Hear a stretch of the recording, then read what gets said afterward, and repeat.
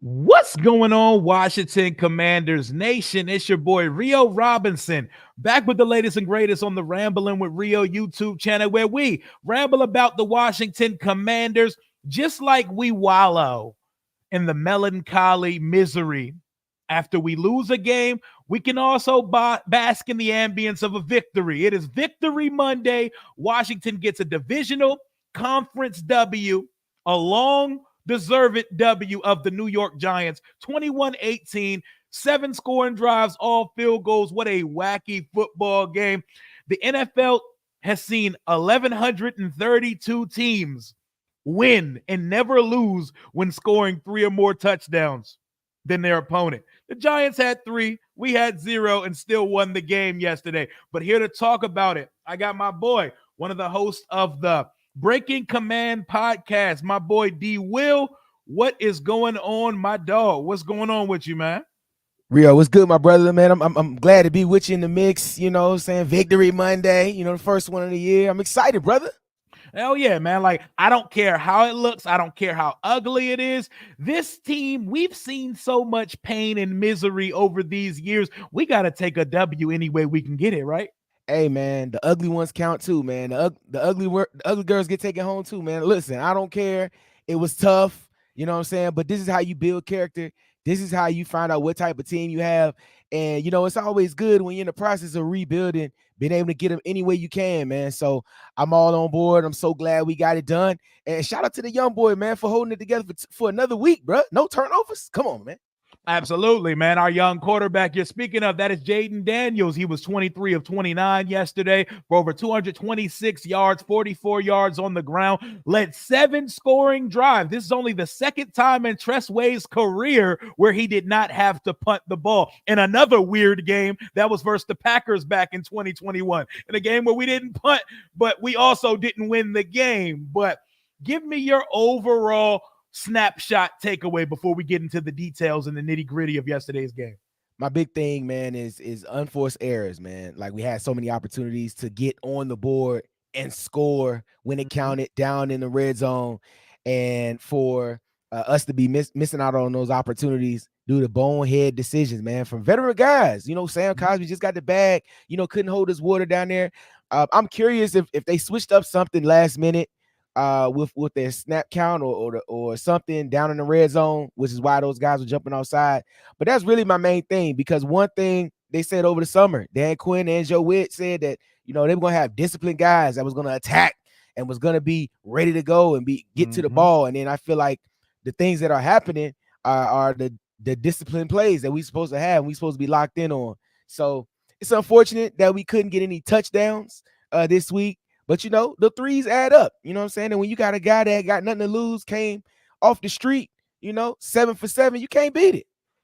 Shout out Austin Seibert, man. Shout out to Austin Seibert. I hope they bought him the finest tomahawk steak the DMV has to offer last night and pop bottles for your boy. Because imagine that. Not having work, and then a week later you're hitting 7 field goals. I don't care that most of them were chip shots. We will take it when you're on your 5th kicker of the season for a football team. But you talked about unforced errors and stuff like that. What a Washington and New York ass game. I predicted 20-19 in a muck it up ugly game, but none of us could predict how that game turned out yesterday. We housed the opening fucking kickoff of the game to Austin Eckler. I'm losing my mind. Immediately look down and see yellow laundry on the field. And how'd you feel when you seen that happen? Because, you know, we never do shit like house a kick.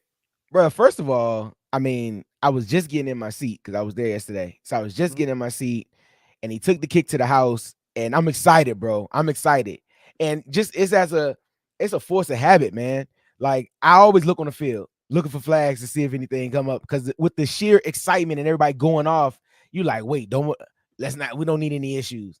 And of course, it was the flag. So it was like, man, that it almost felt like that was gonna be this type of game. It was gonna be something, you know. The past couple times we played the Giants, man, the refs haven't been good to us. So it almost felt like, man, it was gonna be one of those types of games where we couldn't get out of our own way. And then you compile everything that started happening after that, man.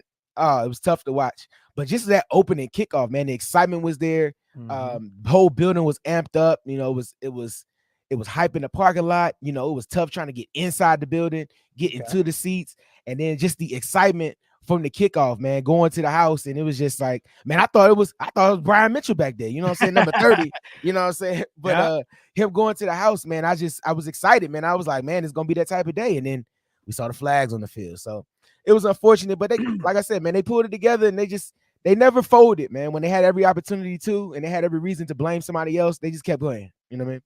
I watched it on stream with the audience yesterday, so I wasn't in the building out at Northwest Stadium. First game under a new name. They implemented millions of dollars into that stadium. Before we get into the in-depth parts of the football game, talk to me about the fan experience. What were the vibes like at the tailgate? Did you eat anything? What were the new eating options like? What was the split like fan-wise? Walk me through yesterday at Northwest Stadium. All right, so yesterday, I tailgated with my cousins. They came up from the 757. Shout out to the 757. You know what I'm saying? My second hometown. And I was in the gold lot, so I couldn't get in as early as 9. So I got in, parked, set up, and then I walked over to red zone lot and just went through and dapped everybody up. You know, they was getting going early, man. 9 o'clock, man. It was sauced up, man. It was a lot of sweating going on out there. You know what I'm saying? But they were out there, man, having a good time, man. The fans were excited. You know, everybody was grilling and cooking out. So I got my tailgate started. Everything was good. You know, just hung out until it was time to make that walk to the stadium. What you put on that grill yesterday, though? Oh, man, you know, I had a little bit of ribs. I had some turkey burgers. I even had a little bit of salmon. You know what I'm saying? We did it good. And there's a couple of glizzies. You know, you can't have a cookout without the glizzies. You got to have a glizzy or two on the grill, my guy. A couple of extra burnt glizzies as well. You know what I'm saying? Them just hit a little different, Paul.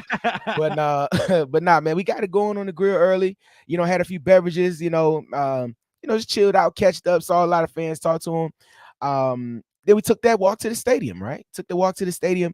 And I don't know if it was just the excitement, but it was really tough getting in the building. I know they had mentioned that they have new entry processes with the frictionless detectors. Yeah. The lines were crazy long. Everybody was still upbeat though.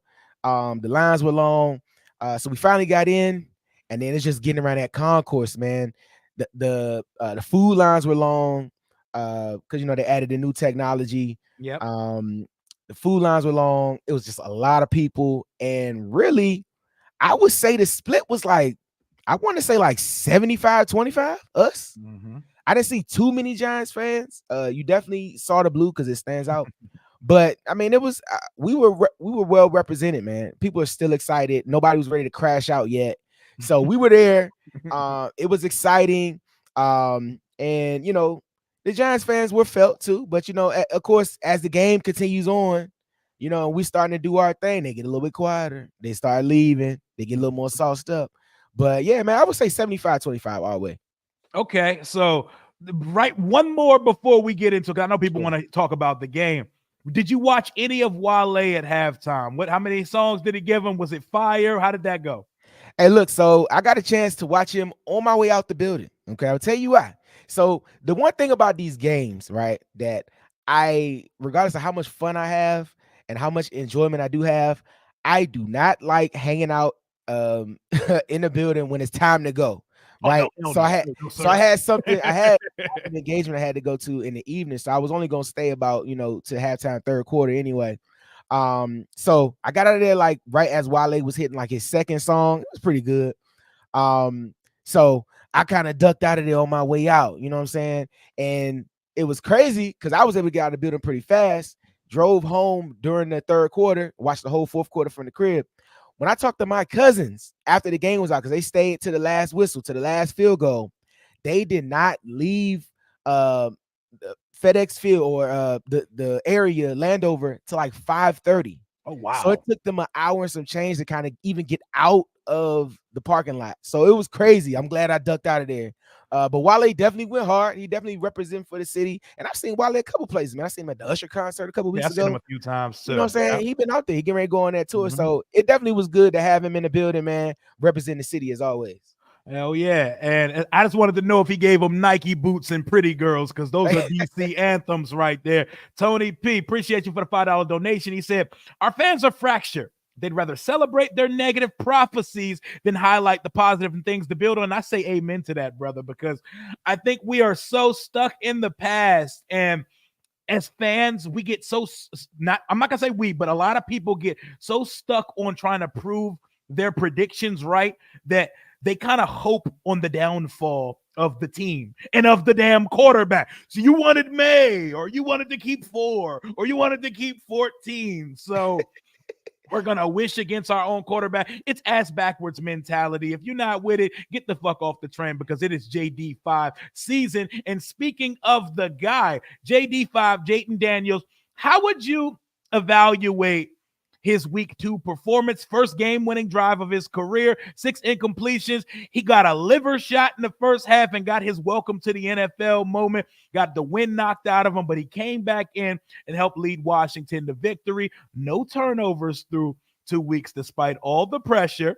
Over almost 600 total yards of offense. How would you evaluate the development of Jayden Daniels? One thing I say, man, he's a cool customer, man. He the game never got too big for him. He was able to just work through, because you got to look at it, right?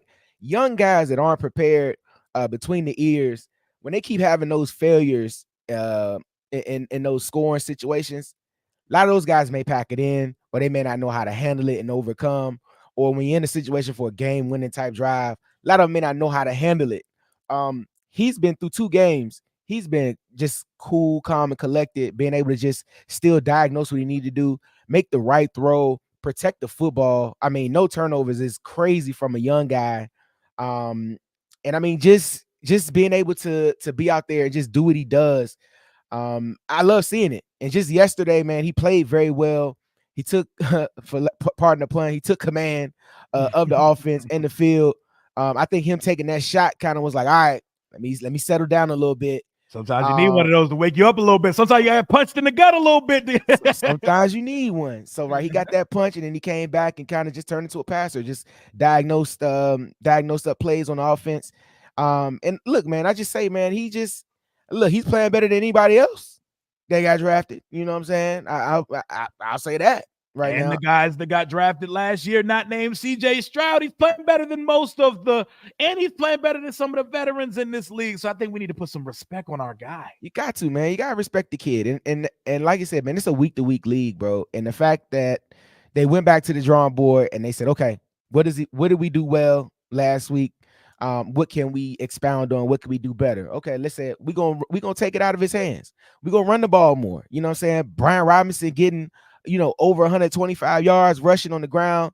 I think he had over 50 at halftime, or close to 100 at halftime. He was a crazy horse yesterday. Even Brian Robinson, who's not a burner, got up to 20 miles per hour on that 40-yard run he had. Love it. Killing it. You know what I'm saying? Being able to go to Eckler out of the backfield, who still looks like a spring chicken. For football years, they saying he's old. You know what I'm saying? But he still look young and fresh and is playing good football. Jayden able to, get the ball to the guys when it counts. Getting the ball to Diami, getting the ball to Terry, getting the ball to Noah Brown, kind of spread it out evenly throughout the guys yesterday. So I mean, overall, man, I'm gonna give him a B, because he wasn't had a chance to score any touchdowns. But I mean, he played great, bro. Like, he played great football, and he really is has a command for the offense and really knows how to play this quarterback position, bro. Something that we have not had in years with the consistency. And only 2 weeks in, I'm very confident with any situation that's put in front of him, he can handle it. We cannot stress the importance of taking care of the football. I know he was your guy last year, UNC quarterback Sam Howell. He threw 21 interceptions last year, and a lot of those interceptions were backbreaking and took us out of ball games. You cannot stress the importance of taking care of the ball when everybody in the league is pissing away the football each week. Bo Nix has 4 on like 9 turnover-worthy plays in 2 weeks. All chin, no play is crazy. Ray, you did your shit on that one. All chin, no play. I need to see better from him. We're going to get to the defensive side in just a second. That running back room we got is vicious, man. Brian Robinson, career day. Austin Eckler, 80-something yards. He had two big plays, the swing pass to the left. He had the middle screen that Cliff dialed that shit up on, Yeah. that we picked up a 3rd and 13. And he housed the kick that came back, man. Talk to me about the running back room and what you think so far through 2 weeks. Well, in the offseason, I thought this running back room was going to be a strength, right? Because the past few seasons, Brian Robinson has been pretty consistent. The fact of him, being assaulted, and shot early, in that season, he would have had a full season of compliments to play some ball. But he's been consistent when he's been on the field. Now I think they're kind of making a conscious effort to put the ball in his hands, whether it's out of the backfield or handing it off to him. But the dude can play, man. And then adding a veteran like Eckler who can find the end zone. Eckler's a tough, scrappy type guy. He's not really a burner, but he's great in space. He's a veteran guy, and he's a hard worker. Every interview I've seen, because when we get new guys, you kind of invest yourself in them. You start seeing all their interviews, watching all this stuff, and watching their highlights, and you see how tough the guy is, man. He's strong. He's a hard worker, just from his upbringing, and bringing that mentality into that running back room to a horse. You know what I'm saying? Like Brian Robinson. I mean, you got two good guys that can play, and I think they both complement each other well, and they can both play both styles. Eckler can thump when he needs to. Brian Robinson can take the swing passes out the backfield. Both of those guys have similar styles in similar situations and can both play well. So I think the running back room was upgraded greatly. No shade to Gibson, but I mean, we have shade the Gibson, bro. We shading Gibson over this motherfucker. This is a shading Gibson channel. Shade Gibson. Look, man, I'll say this, man. Ball security has definitely not been a problem with the guys this season. So definitely shout out to the running back room. And then also too, man, I think in that running back room, we can't leave out Anthony Lynn, you know what I'm saying, who was the new running back coach, who is a tough, hard-nosed type of guy who played the position, who head coached in the league, and from all accounts is one of the guys that people respect around the league. He's hard-nosed, he's tough. So I think they're taking on the whole persona of their coaching staff, and those guys are really carrying the offense right now. Seeing as though we don't have too much downfield passing, those guys are really carrying the offense right now, and I love to see it, man. Hell yeah, man. Appreciate you, Fat American, for the $19.99 donation. Relatable. Listen, bro. He said, I'm sick of motherfuckers saying that JD5 is a running back, and yesterday should shut those people up. The young man has been impressive with a lacking wide receiver room. Man, if that was Sam Howell, you're talking about 10 sacks, 3 interceptions. Talk to him. Talk to him, Fat American. I know a lot of people have their own personal little wet dream about what their dream quarterback looks like. And Jayden doesn't check a lot of those boxes for them. He's ours. He's a dog. He's nice. And he's playing better football than a lot of quarterbacks in the NFL right now. You don't attach the running back label when you see Josh Allen scoring 16 touchdowns or running unnecessarily. Right. You don't see it with Trevor Lawrence or none of these guys. So stop typecasting these quarterbacks. We don't got to go there, but you know where it needs to go when this conversation's had. Stop doing it because it's lazy ass analysis and commentary. Shut the fuck up and root for our guy. You know what helps Jayden this year, man, is that the fact that they have a play clock out there at Ashburn this year. You know what I'm saying? Nikki mentioned it on her article. Article. They didn't have it. But come on, man. That's childish, bro. That's childish. Like, how you not have a play clock on the field, man? So Jayden is getting a full complement of resources to help him be a great quarterback, including the play clock. Yep, it happens, man. And shout out to the running back room. Austin Eckler, to be such a kind, articulate, and media-trained guy off the field. He's so intense on the field. That guy looks like he wants to kill people when he's on the football field. And that is my type of guy. All that CrossFit. Yeah, hell yeah. It is all that CrossFit. He's intense as hell. Fat American again with the 199. I don't care if it's week 2. That's my motherfucking quarterback. Say it. Say it again. And inject it into our veins. Game-winning drive by Jayden Daniels. We're going to move over to the wide receiver room before we talk about the defense. Terry McLaurin has 8 catches for 39 yards in 2 weeks under Cliff Kingsbury's new offense. And the receiver room, other than Terry McLaurin, a big nothing burger. You're UNC boy. You're gonna have to talk to me about it. You bought all the De'Ami Brown stock this year. What are we doing in the wide receiver room right now? Why are we not able to? Why is Noah Brown coming in and looking like wide receiver 1 during his first? Man, I don't know, man. I think as much okay, and this is I'm gonna keep it 100 with you, man. Like I love Terry, right? I do. I really love Terry. But I Here it think comes. no. Here But it I comes. think Terry was thrusted into a number one position these past few years because they legitimately forced the ball to him, right? Mhm. I think he's a great receiver, but I think this offense is not set up to force feed anybody, Nope. right? You would say that if one receiver was just leading all receivers, but like they genuinely spread the ball out. They have a lot of different personnel groupings, a lot of different packages, a lot of movement on offense. So a lot of different guys are getting opportunities to get touches, right? So I think the days of force feeding Terry and just, making sure Terry gets the ball, I think those days are long gone. Now, granted, I still think Terry is going to lead the team in receptions. I just think it's going to take some time for that chemistry to build and to really scheme it up so where Terry can be open and do what he does. Because like I said, man, I think Terry's a great player. I think he's a great receiver.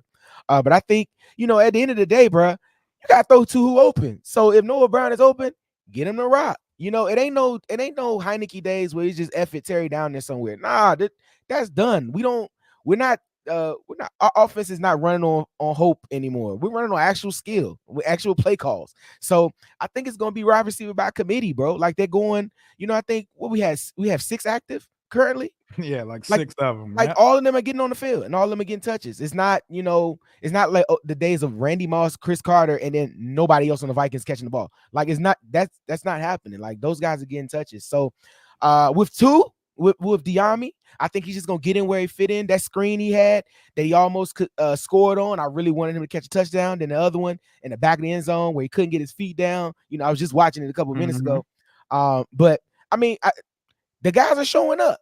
They're playing. They're catching the ball, and you can see by the stat line Jayden had yesterday. What was he, 23 or like 28 or something like that? 23 or 29, and a lot of that was horizontal swing passes, a lot of screen. I swear, if I see another bubble screen, I'm just about to jump through my television. But I feel like as we go on to the season, as we grow week by week, we will open up the playbook more and we're going to spread the ball around. We're going to get there. So, as hard as everybody's been on Cliff Kingsbury, that offense is like number 3 or 4 in the league at getting to the red zone. The problem has been 24th in the league at converting while in the red zone. But Terry, we need to see it. Queen Sheen said in the chat yesterday, is he a true number one? I guess we're going to find out these next coming weeks. I love Terry. Terry's been everything we've had here. There could be a world where he is the most high-end number 2 receiver. He's a T. Higgins type, to be perfectly honest. But he's our number 1 receiver, and he's going to be our number 1 receiver. So we better find and manufacture ways to get the ball in his hands, because I'm looking around league-wide and I'm seeing guys get fed. They're putting 2 guys on Justin Jefferson. Sam Darnold still airing that shit out to him for a 97-yard touchdown. I mean, look how the Giants made sure neighbors got the ball, right? Granted, our corners were playing 7 yards off in crucial short yardage situations where they was just running a little stick route, their little stick nod, or the little quick out. So I mean, I feel like if you really want him to get the ball and really want him to affect the game, they have to really truly find creative ways to get him the ball and not just on those screens. Like, I mean, he need to run some long drags. He need to run some bang eights. He need to do something that can get him in space and get him the ball and then let him do his things. Because Terry reminds me of Pierre Garçon after the catch, right? He's looking for contact. He's looking to make a hit. He's looking to get up the field. So any way you can find to get Terry open, like, I need to see it, but I think it will happen. I think it's just slow process, but I think it will happen. I think Terry will still lead the team in receptions at the receiver position, and I think it's just going to take some time. Holy shit. They're saying in the chat that Bryce Young got benched in year 2, 2 weeks into it. Bryce Young has been benched for Andy Dalton. Hannah said it was confirmed. Ari Meroff confirmed it on X. Jesus Christ. Yikes. What a nightmare. They could have drafted Stroud. Oh, man. Dave Tepper. God bless the Carolina Panthers fan. You're going to live the life that we lived for 25 years under Dan Snyder. Rio, I said this yesterday, man. I said they're cooked, bro. They're cooked. They're going to be finishing the top 5 draft selection. Now they had the opportunity to actually make the draft pick. So they're definitely going quarterback. And I wouldn't be surprised if that coaching staff is gutted again, because that's the thing. You can't afford to miss on these quarterbacks. And they had 2 seasons that had 2 opportunities for them, and it's not going to work. Just, you see how he's playing on the field. It's just not going to work for him. I think they got the coach right. Dave Canales is a bit of a quarterback whisperer of sorts. And Yikes. I hate to hear that for Bryce Young and the Carolina Panthers. So understand what we have in the building at quarterback, guys, because ain't going to be no talks or nothing like that anytime soon. And while we're at it, please stop wishing injury on my quarterback or even saying the words Right, bro. on his name. It's like they're trying to speak that shit into existence, man. He need to stop running. He's going to take a hit, take it to me. Man, shut up. He needs to be a baller, man, but Right. he needs to protect himself while doing so. Red Wings, what's up for the $4.99? Terry is more of a deep threat than a true 3-level guy, so I imagine we'll see more of him once we get the vertical game going. What did you see from the offensive line yesterday? I know we need to go digest the film. I watched the condensed version of the game again yesterday. How do you feel like the line play? I feel like without blitz pickup, they're doing a solid job, especially versus a good front, but they can't pick up a blitz to save their lives. Man, listen, each week they're getting better. I think this week they kind of hang their hat on the fact that they had 100+ yard rusher, and Brian Robinson able to get down the field. I mean, look, man, the offensive line is still a work in progress. Those guys are still developing continuity. They still got young guys on the offensive line. So I like what they're building. I like what they're doing. Definitely the blitz pickup is a question. They got to get better at that. But look, I mean, it's just, like I said, it's a work. I mean, you get rid of those useless penalties, man. This game might have been blowout yesterday. You don't ever know. Like, you get rid of those. And also too, man, if they're able to pick up the blitz better, I think it will open up the downfield passing game for Jayden and will allow him to get downfield and throw the football. So it's just, I mean, I think there's still work in progress. And the thing I have to remember, bro, is 2 weeks into the season, right? Exactly. We want this team to be like, and I think fans want this team too to be playoff ready week 1. And it's just not starving. A real thing. We're starving as a fan base, but we also have to be realistic at the same time. Exactly. So we got to work to it and we got to prepare. And I say it all the time on our show on Breaking Command, bro. I'm like, yo, this is a week by week league, bro. Things adjust, things change and adapt, and you have to be prepared with the changes that I make. And then the big thing is that the offensive line, if they can continue to stay healthy and continue to build the continuity together, then they'll be fine. Because if you can prove you can run the ball right now in September, when you get down to November and December and January, you want to be able to run that ball. And I think we'll be able to lean on that. So the offensive line is doing well and can only get better. Yeah, ultimately, I'm cool with how they got to figure out a way to punch shit in and stop forcing self-inflicted wounds in the red zone. But the offense, they didn't put the punter on the field. They didn't turn the ball over. 7 scoring drives. It only resulted in 21 points, but we're not going to knock and say that was a bad offensive day because they did their damn thing. Moving over to the defensive side of the ball, Joe Witt Jr., like you said, this life we live is not for everyone. Anybody, anywhere, anytime. It's been a rough showing for 2 weeks. Somehow we kept the Giants under 20 points. Malik Neighbors got his shit off on us, but dropped a potential game-deciding catch. What was your overall grade and evaluation of Washington's defense yesterday? Well, I mean, not to, I don't want to beat a dead horse, but the thing that's been happening, man, is tackling has been an issue. Tackling has been a concern for both games, right? They do arrive to the ball violent. They do attack, but they can't tackle. And that's key when you have long yardage situations. We saw last week on the long third downs where they were able to convert long third downs because we're either out of position or not making tackles. This week we saw some plays where they're just not closing. And then is Mike Davis at the corner 24? Oh my God. Oh my God. That man does not want to play a grown man's game. I'll tell you that. He need to take that number off, okay? Because 24 is a high tier cornerback number. He's not that. He should not be allowed to wear 24, okay?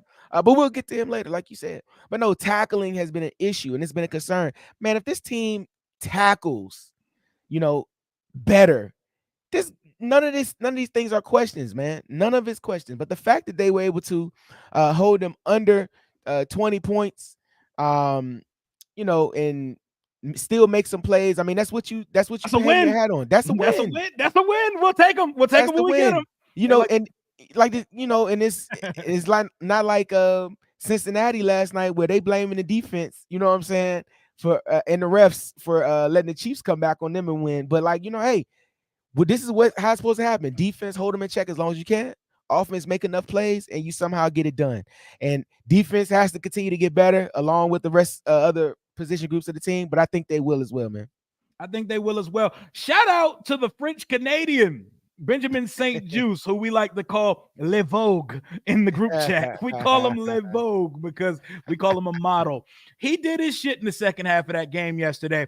We do not win that football game if he does not peanut punch the ball Yes, sir. out of Devin Singletary's hand in the second half. So what a momentum shift. I told everybody to play the lottery, play a parlay, shoot a shot at your favorite Instagram baddie, because the world is shifting on its axis when Washington forces a turnover. Talk to me about St-Juste.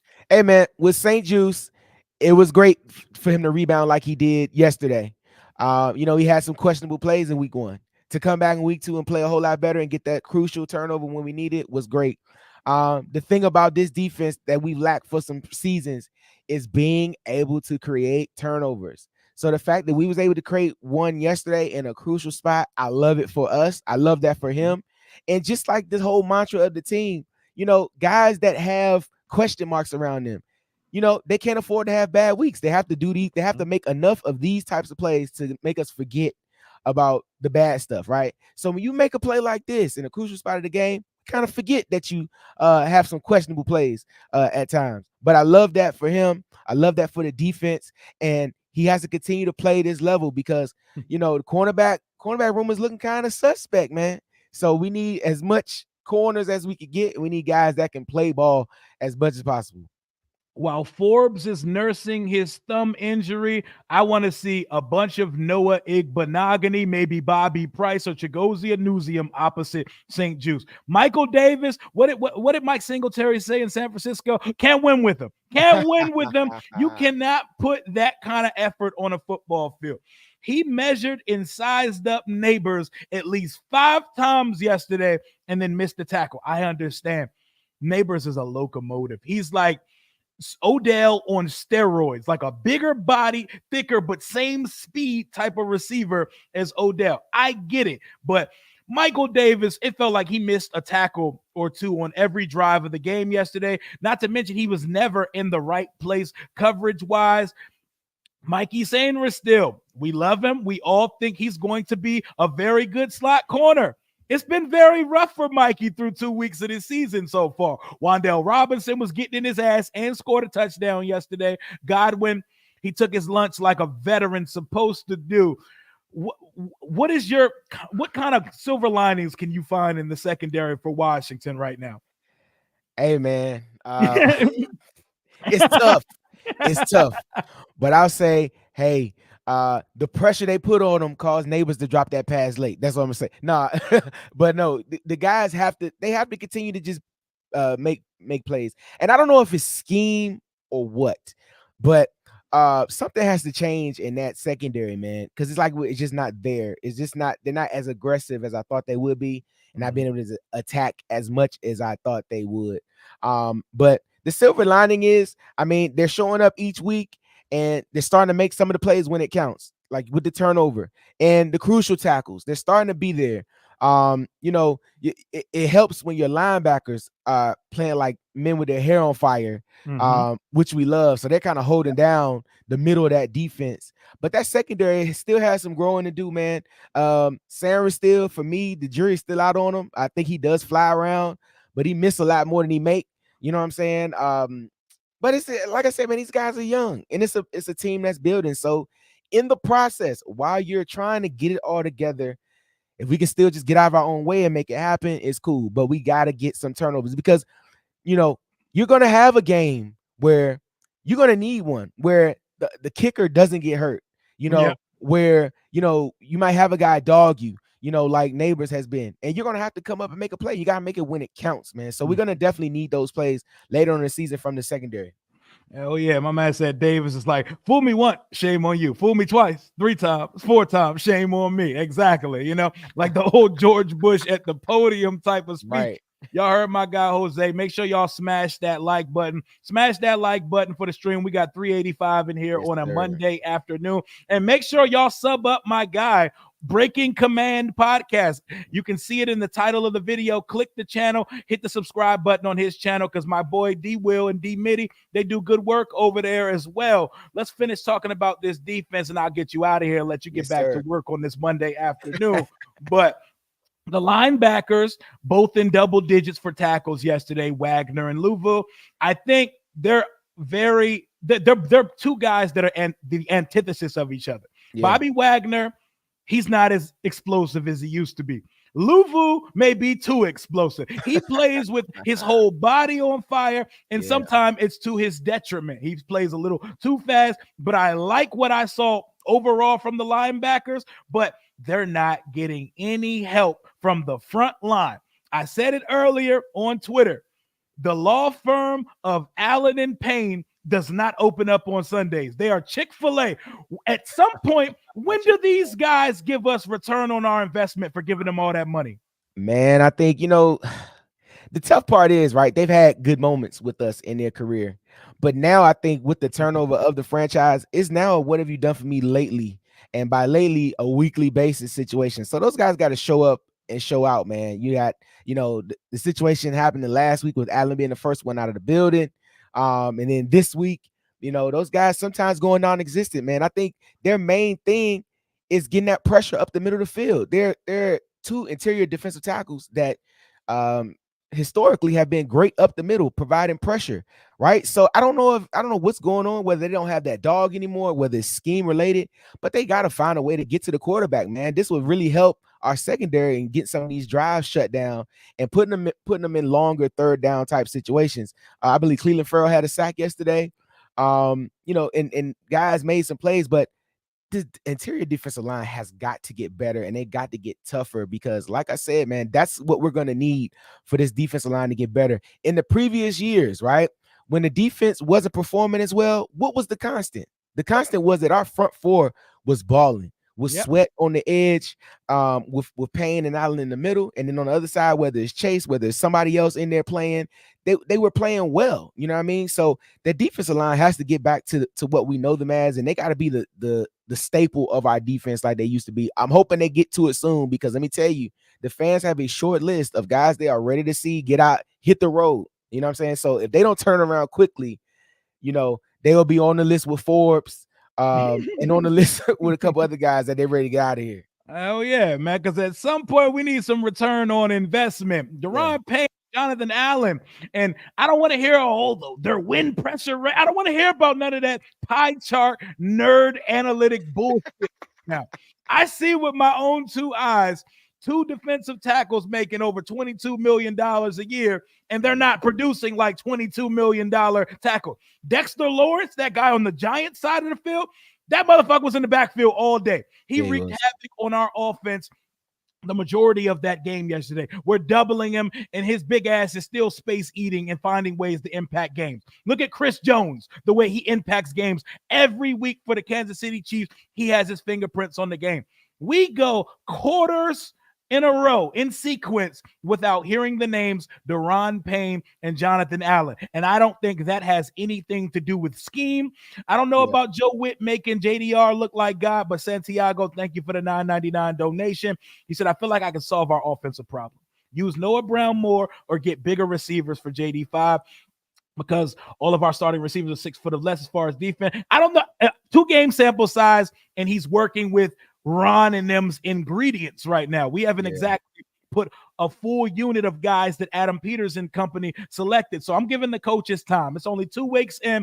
We can't be so rash when it comes to that. But also, I feel like as fans, we need to realize this is year 1.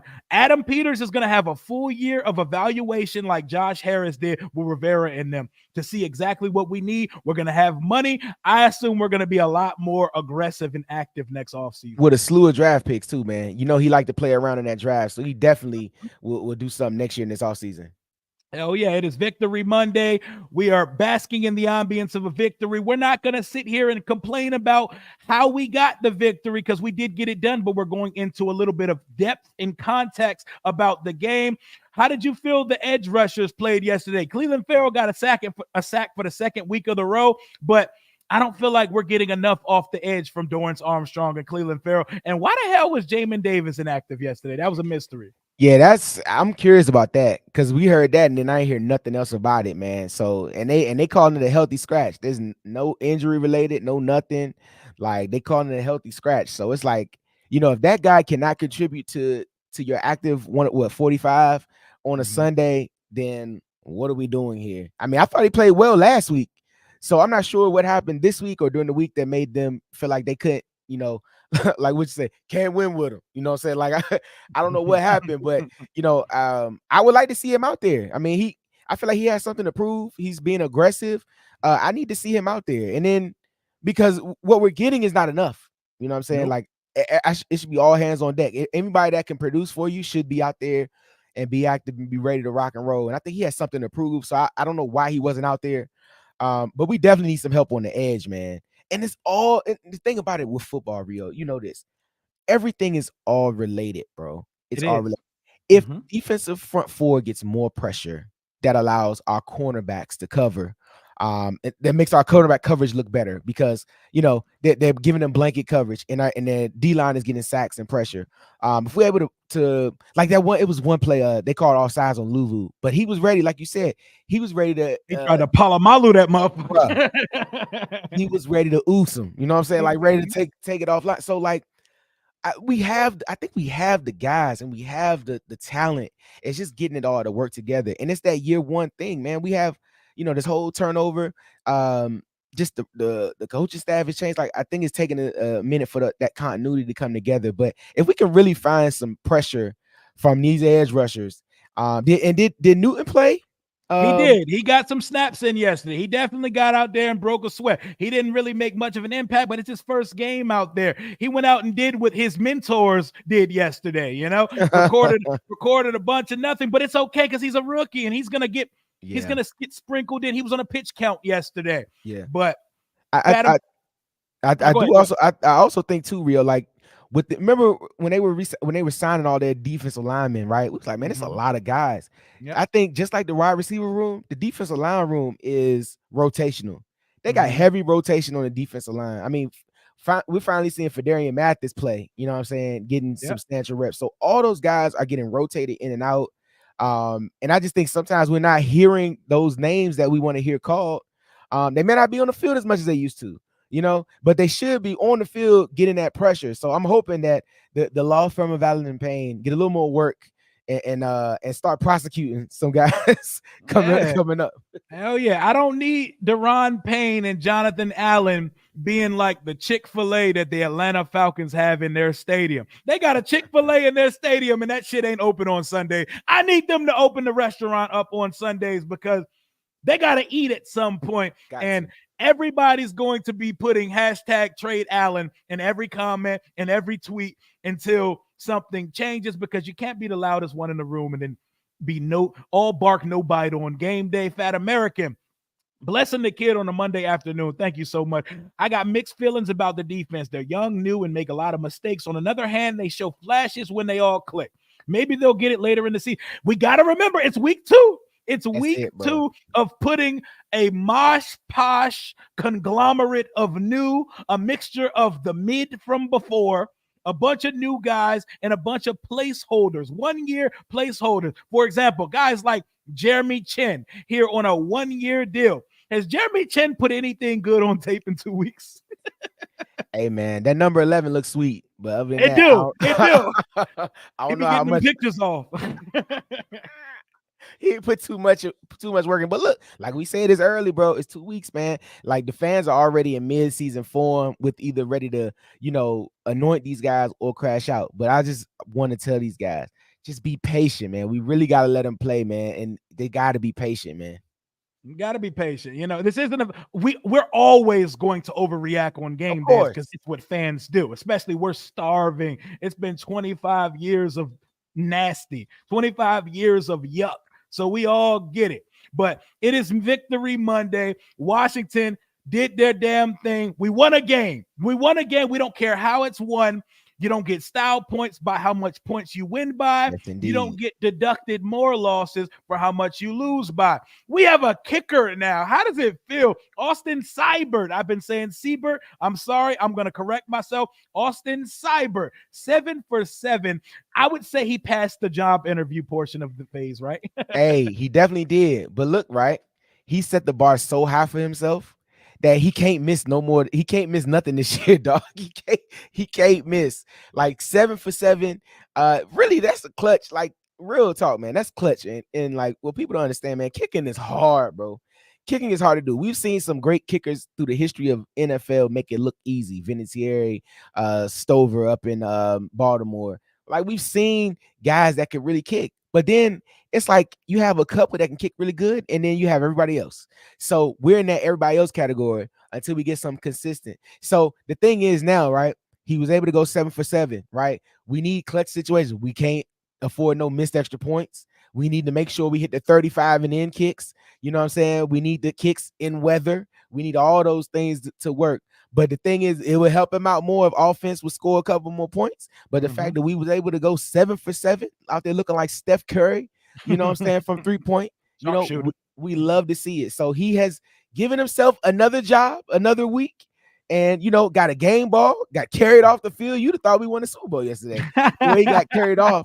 But hey, I love it, man. We finally got it solved. And what a fashion to get it solved in, where that was the only points you get. You got somebody, a position of need that had came on and played well. So shout out to him, man. I'm glad he's in our building now. Shout out to Austin Seibert. They was carrying that boy off the field like he was Rudy.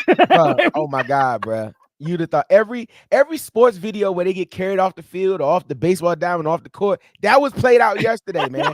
He was Henry Rowan-Gardner in the playoffs. You know what I'm saying?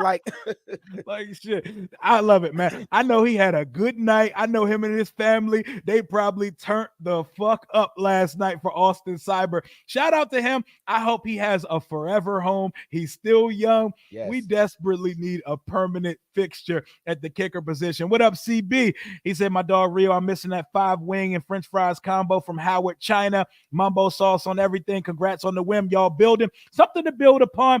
My deepest prayers for your fan base and for my guy Tua Tagovailoa, one of my favorite quarterbacks in this league.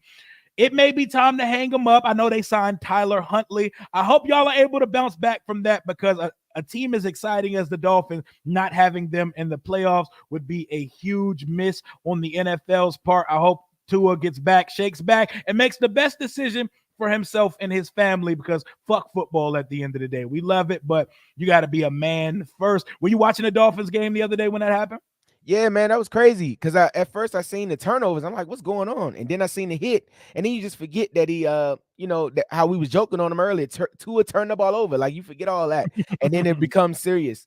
And, really, man, just for I think what's happening is that because we've seen his big hits, like in these situations, and it all looks bad. Like, none of them never look unassuming. They look devastating every time he gets hit.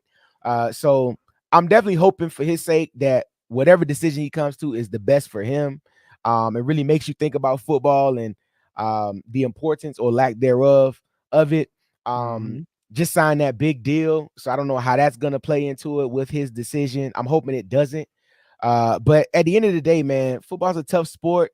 And, Troy Aikman had to get out of there because of concussions. A lot of guys had to end their Reed, career. our guy. A lot of guys had to end because of concussions. So you hope that's not the case. And it's just, look, man, I'm definitely prayers up to him, man. And just hoping that, whatever it just works out for him going forward with him in the future. Absolutely. Jalen's dad, one of our hardest riders for Emmanuel Ford. Man, that boy be out here. He be fighting for his life for Emmanuel Ford. I will say, it's just an ass versus ass comparison, Either way, you're getting ass. You're getting ass either way. They're going ass for ass. We definitely slandered Michael Davis. We went on 24 for like 5 to 7 minutes because his effort was something I did not like yesterday. Another applause for my guy, Austin Eckler's kick return. We don't do stuff like that. So what an amazing start to that game yesterday. So I'm going to get you out of here in a second. You enjoyed a game at Northwest Stadium yesterday. Going forward, what would you like implemented to the game day for a better experience from a fan's point of view? Whew, man. I will say this, and stuff had been coming out and from games past, it definitely is an upgrade. It's better. It's a little more welcoming. It definitely looks a little different in there. Um, Only thing I want, man, and if I'm being honest, because I think at the end of the day, man, we get more wins, you're able to deal with whatever they put out there in the building, bro. I just want a team that plays well every week because I don't care.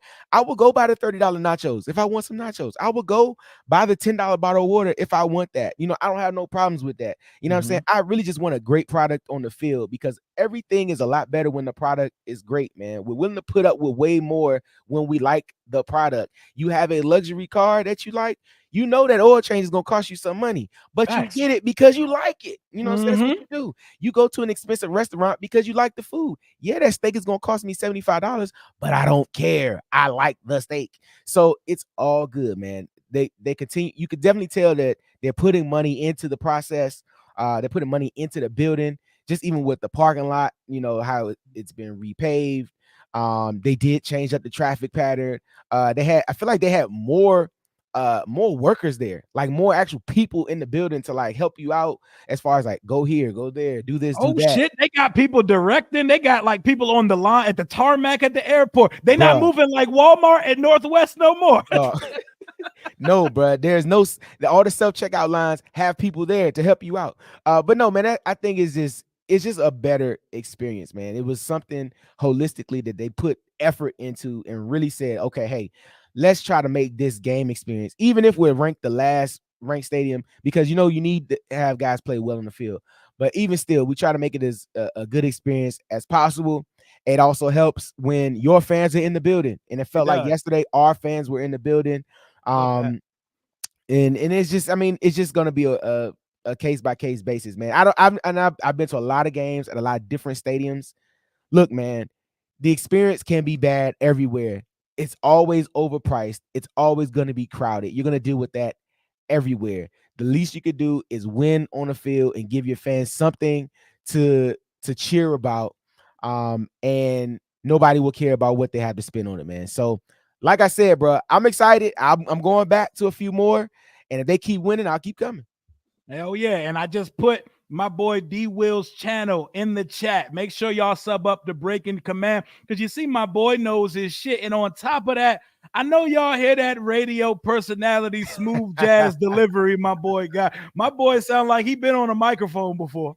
Hey, man, they don't call me DH on the mic for nothing. You know what I'm saying? We out here. But nah, man, Rio, I appreciate you, man. Like I said, man, the affiliation we got going on, man, I love it. I appreciate it. I'm always going to support you because you always support us. And everybody watching, man, just lock in the Breaking Command Pod on YouTube. Also on Twitter, you can hit Breaking Command Pod. Take all the vowels out of breaking. So BRKNG Command Pod on Twitter. And DH on the mic on Twitter, man. Follow us. Always got good, fun stuff. This week, we're working on a great new episode. It's going to come out this Wednesday. Going to give you a different perspective of the Nikki Jabala story and also preview the game this week, man. So I'm looking forward to it, Rio. And of course, as always, man, we appreciate you, man. Absolutely, man. Y'all sub up my boy's channel. It's Victory Monday. Just wanted to give y'all a little something, just about an hour or so of content, basking in the ambience of our first victory of the Peters era, of the Quinn era. Kenan Thompson, yo. Hell yeah, hell yeah. You see hell that comment? That's what's up, man. Hey, I take all the love, man. Kenan doing big things, so I take that. Hey, Kenan got a lifetime contract with Saturday Night Live, man. Hey, I ain't even mad at Give me one of them deals, man. I'll take it. All right, one more before we get out of here. Isaac said off topic. What are our thoughts on Washington opening up the Walter Blackie Wetzel Memorial inside the stadium? And do you think they'll bring back the old logo? I think that is them closing the door on all the old as far as the name and the logo. We are going to pay homage. We're going to pay tribute. And we're not really talking about the old name or logo again because neither are coming back. That's where I stand on it. How about you? Hey, same, man. Look, in situations where you had an ex-girlfriend or ex-wife, you acknowledge that they existed. You acknowledge that you had a relationship, but we're not going back to that. Even if the times were great or the times were bad. Look, hey, it happened. The team is doing a great job, I think, by trying to appease and say, look, we did have a whole history before the Commanders, and we're not running away from that. We're not being shy about it. Yes, here it is, but we're moving on into a new era. into a new regime and really try to make this Commanders name as big as the previous name was. But no, it ain't coming back. And I'm okay, man. I perfectly moved on from it. I'm a Washington Commander. Whether it's, people say the name suck, it's all right. But when we win a Super Bowl, nobody will care. Yep, because like I always say on this channel, you could call them Washington whatever the fuck, but call them winners, call them NFC East champs, call them NFC champs, and eventually call them Super Bowl champions again. Don't give a fuck what the name's called. Don't give a fuck who has the name and rights to the stadium. I want to see this team do well. That is our time for this afternoon. Y'all have a blessed Monday. I will be doing a watch party stream, a hate watch stream for the Eagles-Falcons game later. Come on, rock with the channel. Sub up to my guy D. Until next time, hail to the Washington Commanders. I will talk to y'all later. We out.